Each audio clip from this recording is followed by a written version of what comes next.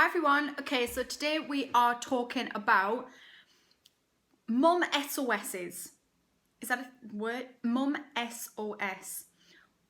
And my Mum SOS, it's hard to say in my accent, is children's questions. The questions that they ask. Okay. They ask a lot of questions. And it's important that as parents, we feel that we can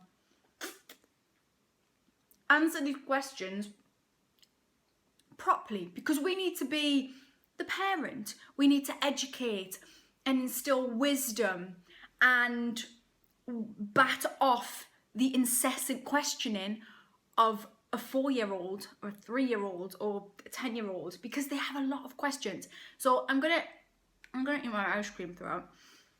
Is it weird that I'm eating ice cream yet have a hot water bottle? That's the kind of topsy-turvy world that I'm living in.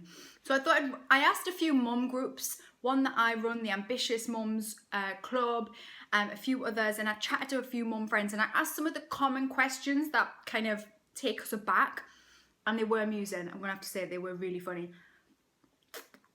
Some of the questions that that children ask. I thought I'd run through some of the questions that I've had asked of me this week by my currently 4- and 6-year-old.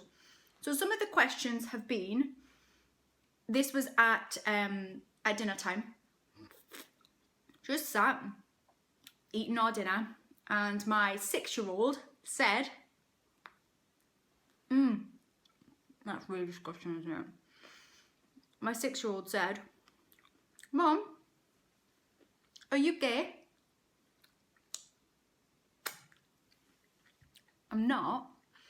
And it wasn't a question I was expecting to have to answer. I didn't know I was going to have to justify my sexuality that day. So that was one question. What is this? Holding a tampon. That was... you can't explain that to a 6-year-old. I was quite stumped at that one. I didn't know how to explain what a period is to a 6-year-old. And I did, which doesn't happen very often, I did kind of just do the whole, it's just a mum thing, which is not usually one, I don't usually skirt around the truth, but that was a hard one to answer. You can comment below if you've had that one and how you answered it at that age. Why do we have nipples, Mum? Has been another popular question. And usually a lot of the questions come late at night when they're trying to stay up later. So one of the questions was, Mum, how is everything made?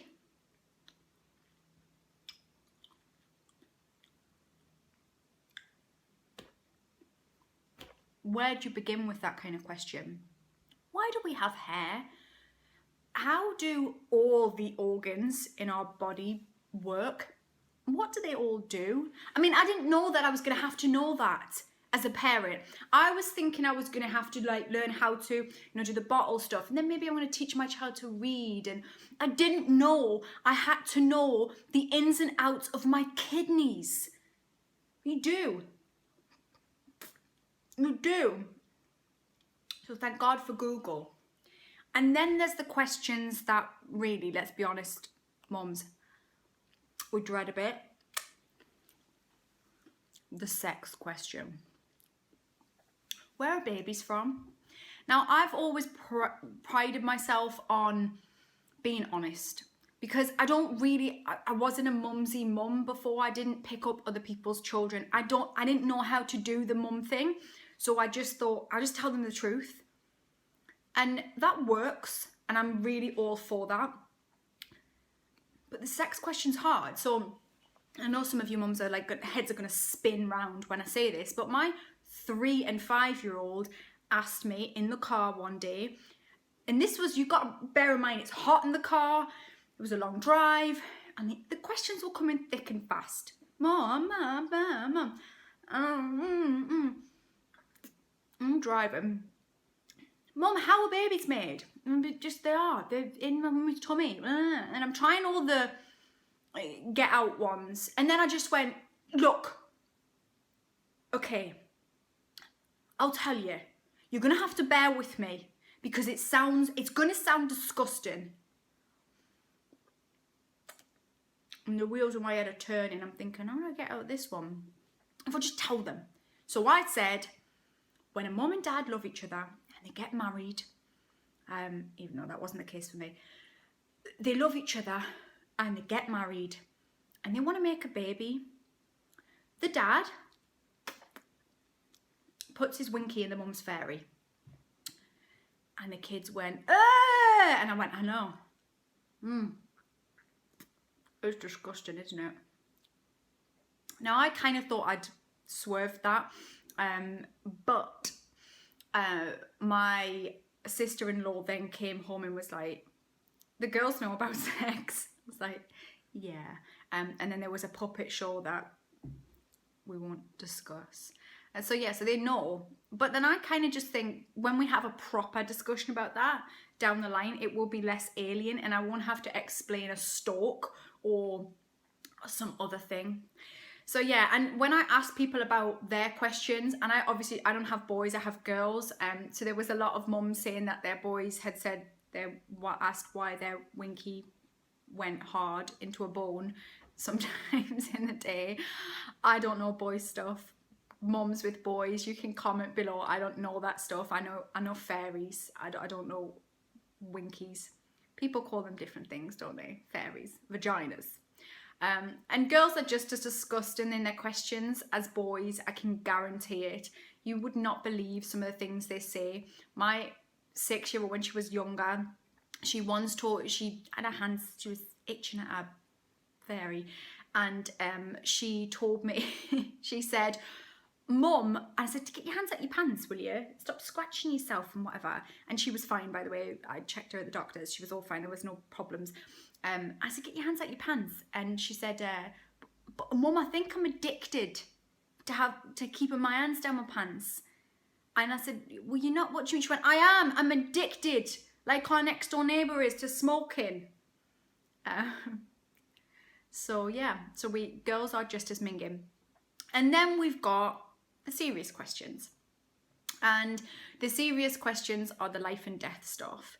And these are hard. And those of you who follow my story will know that I've had to have these questions really seriously. Like, these questions have had to be actually discussed.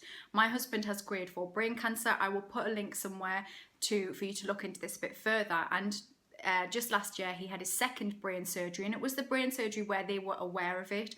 So we had to have some serious conversations, and we continue to do so. But I think regardless of having that in your world, you only have to watch a Disney film and there's someone's dying in it, and kids ask.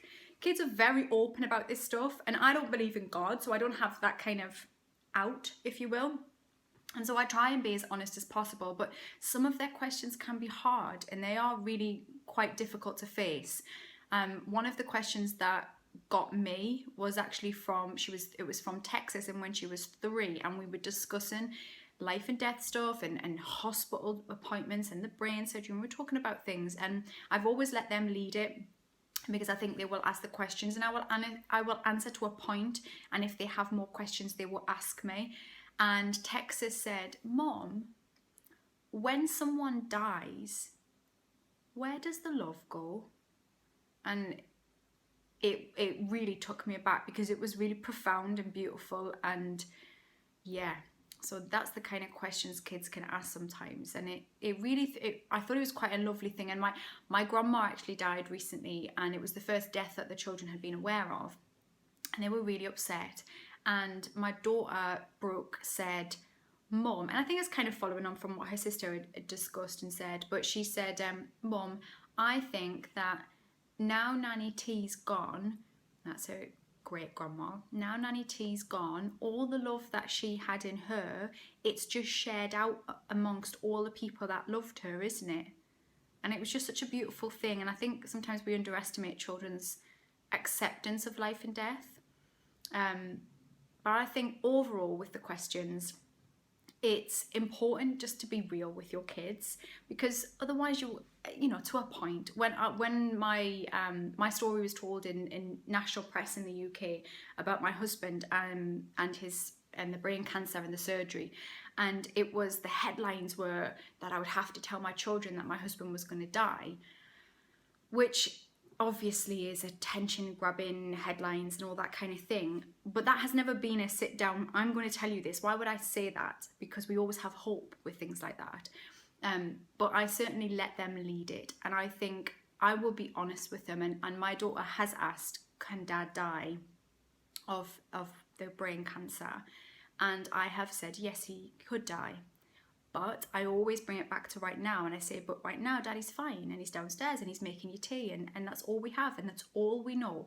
And I try and be as honest as possible, but we can't completely shelter our children, and I think we're disrespecting them and doing them a disservice if we do that.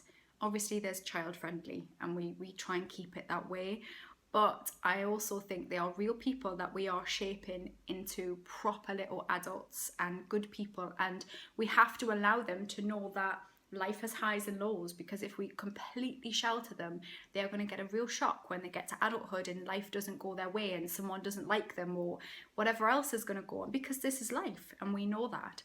So don't be scared of the questions. I would say answer them, even if they make you cringe inside, and even if you have to get on Google and Google the hell out of whatever wild question that they are putting out there. And if you need any help, then come and chat to me here on this channel, or go and search on channel Mum and have a little look, because there are lots of women on there all talking about their mum experiences. And if they can't come up with an answer, I don't know who can. And I still haven't finished my ice cream, and it's been like 12 minutes. See you all soon.